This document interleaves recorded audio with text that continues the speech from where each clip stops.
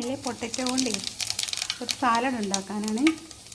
അത് നെയ്യിലാണ് ജീരകവും കരിവേപ്പിലയും ഇട്ട് കൊടുത്തേക്കുന്നത്. പിന്നെ ഞാൻ ഇത്ര ഉള്ളിയും കൂടെ ചേർത്ത് കൊടുക്കുന്നുണ്ട്.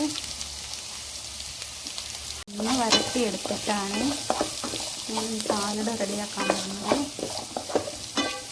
സാലഡ് റെഡിയാക്കാനാണ് ഞാൻ പൊട്ടറ്റോയ്ക്കകത്തുള്ള ഒരു സാലഡ് റെഡിയാക്കാൻ. അപ്പോൾ ഉള്ളി ഞാനിത്രയും വാട്ടിയൊന്നും എടുക്കത്തേ ഉള്ളൂ.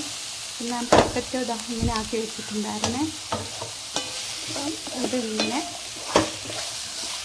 അപ്പം ഞാനിതിങ്ങനെ മിക്സ് ചെയ്ത് തണുക്കാൻ വിടുവേ.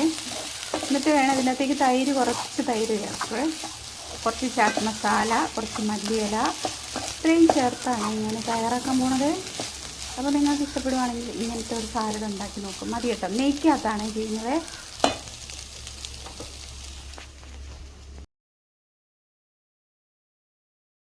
അപ്പോൾ നമ്മൾ സാലഡിന് വേണ്ടി എടുത്ത ഇത് കണ്ടോ, പൊട്ടറ്റോയും കുറച്ച് ഉള്ളിയും കൂടെ നെയ്ക്കകത്തൊന്ന് ചൂടാക്കി എടുത്തതാണ്.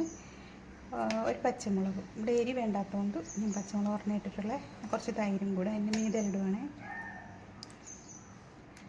ഇത് ജീരകം കടുക് വറുത്തത് ഞാൻ നെയ്ക്കകത്താണ്. എന്നിട്ട് കുറച്ച് ജീരകവും കൂടി ഇട്ട് കൊടുത്തിട്ടുണ്ട്. എന്നിട്ട് അതിൻ്റെ കൂടെ ആ ഉള്ളി അതെല്ലാം കൂടെ ഇട്ട് ചൂടാക്കി പൊട്ടറ്റോയും കൂടെ ഞാൻ പുഴുങ്ങി വെച്ചിരുന്നതാണ്. പിന്നെ കുറച്ച് ഇതിട്ടിട്ടുണ്ട്, ചാറ്റ് മസാലയും കൂടി ഇട്ടിട്ടാണ് ഈ സാലഡ് റെഡിയാക്കുന്നത്. മല്ലിയിലയും കൂടി കുറച്ചിട്ടിട്ടുണ്ട്.